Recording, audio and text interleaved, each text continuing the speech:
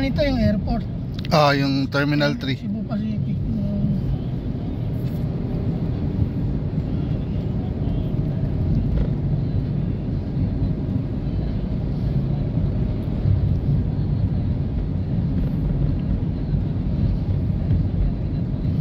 Nalayo na naabot ng tren. Nasa Bulacan yung ginagawang huli. Ano yan, ang daanan doon sa may Commonwealth. Del Monte, Bulacan. Elview. Yun yata yung... Siguro yung mga taga Maynila hindi na pupunta doon.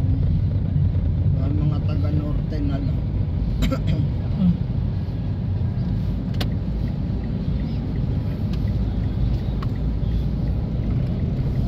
Tapos naggagawa na ng subway. Pilipinas may subway na rin.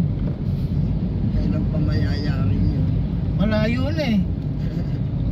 Nasa ano na nga, Meralco na sa Shaw Boulevard. Nandun na. Tahimik lang yung nagagawa, hindi yung masalita na ano. Sa ilalim kasi lang naman yung ano. Ano yata yung mga Japanese? Hapon, yung may pang machine sila eh. Yung tunnel boring machine Wala nila. tayo nun eh, inihiram lang yata na. Yung tinatawag ng TBM. Ang laki nun eh. Traffic eh, pagka naglakad yung pambutas eh. Drilling machine. Hindi makatakbo lang ano.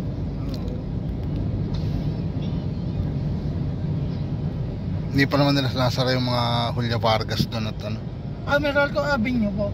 Sarado na yung Meralco Ave. Hanggang ano lang sa may, ang jeep hindi na nakakaikot ng dati Kapitolyo pa jeep eh. Hanggang Kapitolyo.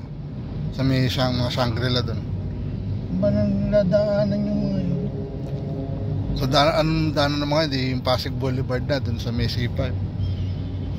Hindi ko napapansin eh. May harang na yung Siguro baka nga siguro doon kasi yun lang yung parang alang pundaan na papuntang Kapitolyo. Malayo yung mga jeep na galing Taytay, Cainta. mga Rizal dati doon ang ikot. Daan nila dati doon sa may Meralco Avenue eh. Mga biyaheng Pasig, di ba? Pasig diretso lang kasi galing sila doon sa may Yung Pasig Boulevard na Pasig mo. Boulevard sila eh. Yung mga Rizal lumakit pa ng Meralco. Walang isang dumidiretso. Hindi, kung sarado na yung Meralco Avenue doon, baka doon na sa C5 pinapadaan yung mga yun. Parang mega mall yata eh. Kasi doon sa likod may sakayan.